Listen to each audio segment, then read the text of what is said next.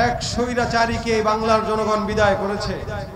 নতুন করে যদি কেউ আবার স্বৈরাচারী করতে চায়, স্বৈরাচারী এই দেশকে আবার বানাতে চায়, ইনশাআল্লাহ যেভাবে এক স্বৈরাচারীকে বিদায় দেওয়া হয়েছে, নতুন প্রজন্মে যদি কেউ স্বৈরাচারিতা দেখাতে চায় তাদেরকেও বিদায় দেওয়ার ক্ষমতাই জনগণের আছে।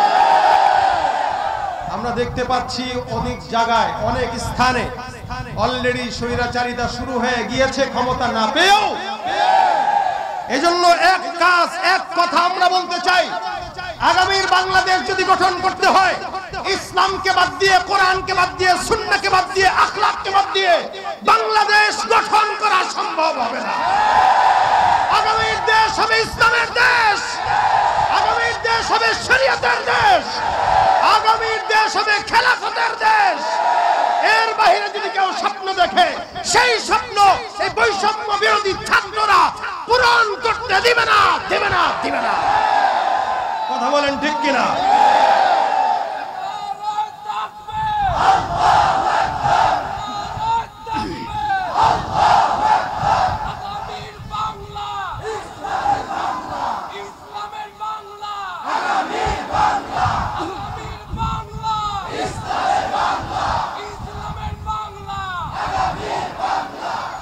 কেউ দিল না সবাই নিল, আমরা যে কলুর বলদ, সারা বছর নেয় না খবর, নির্বাচনে খুব দরদ।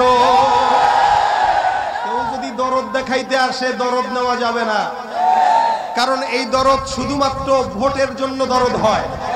ইসলামের জন্য, দেশের জন্য দরদ থাকলে অবশ্যই এদেশে ইসলাম কায়েম করা আমাদের দাবি, ঠিক কিনা জনগণ? কেউ দিল না সবাই নিল, আমরা যে কলুর বলদ, সারা বছর নেয় না খবর, নির্বাচনে খুব দরদ। দেশে আসেনি না সব নিয়ে গেছে? আছে কারা? আমরা। আছে কারা? আমরা রাজাকাররা আছি মনে করে। মুক্তিযোদ্ধারা ভাগছে, কথা কয় না? মুক্তিযোদ্ধারা, তার মানে এই মুক্তিযুদ্ধ আসল না। জোরে বলেন কি? জোরে বলেন কি? মুক্তিযোদ্ধা নামে বুক ফুলিয়ে খুনি ঘুরে, খাঁটি সব যোদ্ধা সকল না খেয়ে যে কাতরে মরে। মুক্তিযোদ্ধা নামে বুক ফুলিয়ে খুনি ঘুরে, খাঁটি সব যোদ্ধা সকল না খেয়ে যে কাতরে মরে। এত নয় স্বাধীনতা, আসলে সব টালবাহানা। এত নয় স্বাধীনতা, আসলে সব টালবাহানা। ও আমার মাতৃভূমি, ও আমার মাতৃভূমি, নয়তো তুমি জুলুমবাজের আড্ডাখানা। তোমাতে মাথা রেখে খুঁজি সুখের ঠিকানা, ঠিক কিনা বলে বলেন? এদেশে যারা মুক্তিযোদ্ধা নামে ছিল, এর অধিকাংশই সব রাজাকার। আর আসল মুক্তিযোদ্ধা এখন যারা এখানে বসায় রাখে, চেনা গেছে তো? এরা আজীবন বলেছে পলাবো না, আজীবন বলেছে। আমরা বলেছি নাকি? আপনি বলেছেন? কে বলেছে? যে বলছে সে, যে বলছে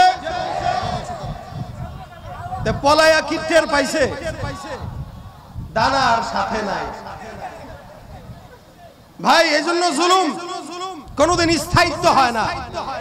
যারা এই জুলুম করে, ফেরাউনের লাশ আল্লাহ পাক আয়াত নাজিল করে টিকিয়ে রেখেছেন, ফালইয়াউমা নুনাজ্জিকা বিবাদানিকা লিতাকুনা লিমান খালফাকা আয়া। আজীবন যারা থাকবে। ফেরাউন যে কি বাটপার ছিল, ফেরাউন যখন মারা যায় মানুষ বিশ্বাস করতে পারতেছিল না, কিরে আসলেই কি মারা গেছে কিনা। কেমনে সম্ভব? ফেরাউন, ফেরাউন এভাবে মরছে, আল্লাহ কারে মরছে এটা বিশ্বাস হয় না। আমি লাশটাকে রেখে দেব, তোরা কেন?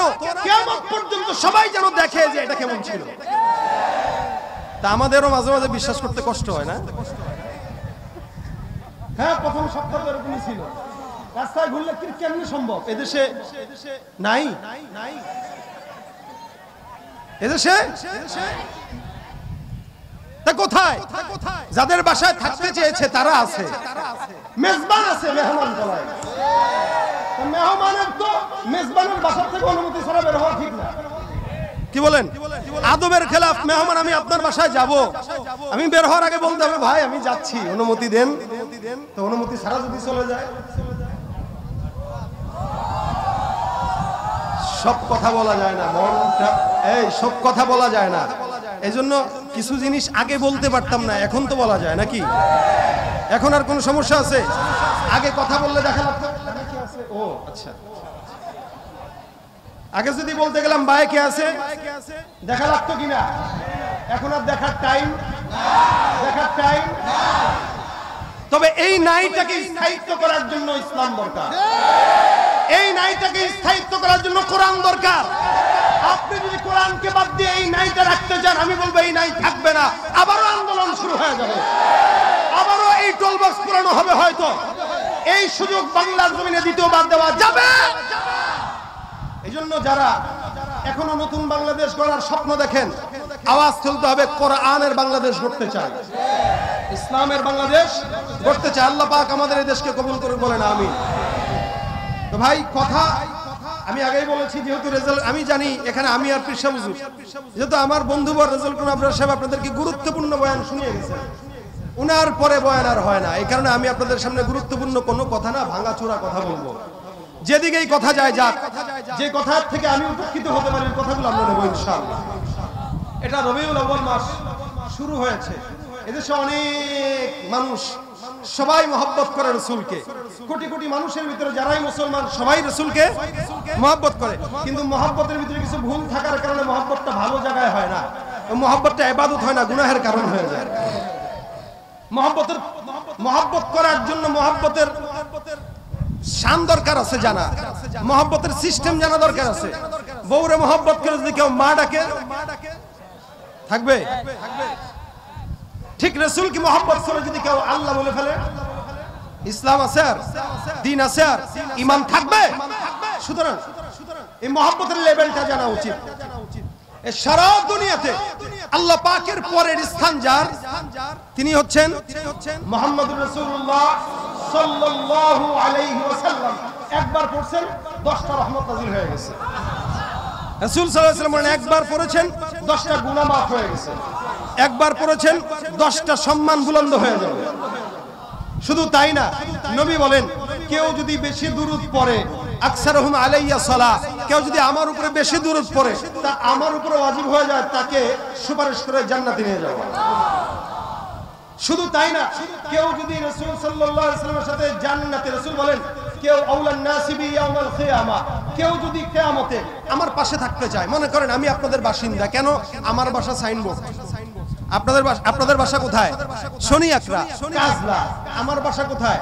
সাইনবোর্ড, তার মানে আপনারা আমার প্রতিবেশী। অনেকে বলে আরে অমুকের বাসা তো আমার পাশে, বলে কোথায়? আমি থাকি সানারপাড়, হুজুরে থাকে সাইনবোর্ড, আমি থাকি রায়েরবাগ, উনি থাকে সাইনবোর্ড। আর কেউ যদি আমার বাসার পাশের বাসায় থাকে, আরে আমার পাশের বাসায় তুমি থাকে, ও তাই? আচ্ছা, কেউ যদি আমার উপরে থাকে, আরে আমার পাশেই তো আবরার সাহেবের ফ্ল্যাট আমার উপরে, আমি থাকি 3 তলায়, উনার ফ্ল্যাট হলো 7 তলা, তাহলে কাছে না? কথা কয় না, কাছে না? আর কেউ যদি আমার পাশের ফ্ল্যাটে থাকে, আমার এই ফ্ল্যাট তার এই ফ্ল্যাট, কেউ যদি আমার পাশের ফ্ল্যাটে থাকে, সে বলবে আরে তার ঘর আমার ঘর তো একসঙ্গে। নবী বলেন কেউ আমার পাশে আছে, কে? রাসূল বলেন আমার পাশে যেই ঘরটা, ওই ঘরে সে থাকবে। আউলান নাসিবি ইয়াউমাল কিয়ামা আকসারুহুম আলাইয়া সালাহ, যে দুনিয়াতে বেশি পরিমাণে আমার উপর দুরূদ পড়বে, আমার পাশের ঘরে জান্নাতে সে থাকবে। তার গর্বটা কি কম না বেশি? একদম মিলাদুন নবী করতে করতে জান ফানা ফানা করে ফেলায়। দুরূদ শরীফ জিজ্ঞাসা করেন, একটা দুরূদ পড়তে পারে না, দুরূদ ইব্রাহিম পড়তে পারে না, রাসূল সাল্লাল্লাহু আলাইহি ওয়াসাল্লাম অসংখ্য দুরূদের ছোট্ট একটা দুরূদ পড়তে পারে না। পারে কি? ইয়া নবী সালাম আলাইকা, সুন্দর, এটা পড়তে আমাদেরও ভালো লাগে, রাসূলের উপরে সালাম পৌঁছান, ঠিক আছে, কিন্তু আকীদাটা কি নিচ্ছে? এজন্য ইবাদতকে মহব্বতের ক্ষেত্রে মহব্বতের মাপকাঠি জানা উচিত। আমি ওদিকে যাচ্ছি না, যেহেতু আপনারা সব কথা বলে গেছেন। ইবাদতের মাপকাঠি জানা, মহব্বতের মাপকাঠি জানা উচিত, কতটুকু করলে মহব্বতটা লেভেল পজিশনে থাকে। রাসূল সাল্লাল্লাহু আলাইহি ওয়াসাল্লামকে মহব্বত করতে যায় মানুষের কাতার থেকে ফেরেশতা বানায় দেয়, নূর বানায় দেয়। অথচ আল্লাহ পাক রব্বুল আলামিন ফেরেশতাদেরকে নূরের বানাইছেন, জিন্নাতদেরকে আগুনের বানাইছেন। কি দিয়া? আগুন। মানুষকে বানাইছেন কি দিয়া? মাটি। তাহলে আগুন, নূর আর মাটি। তাহলে আল্লাহ পাক রব্বুল আলামিনের হাবিবের উপর আল্লাহ বলেন লাকাদ জাআকুম রাসূলুম মিন আনফুসিকুম, তোমাদের মধ্য থেকেই তোমাদের নিকট একজন রাসূল এসেছেন, তোমাদের মধ্য থেকে তোমাদের মতোই, তার মানে আমাদের মধ্য থেকে আমাদের মতো রক্তে মাংসে গড়া মানুষ ঠিকই,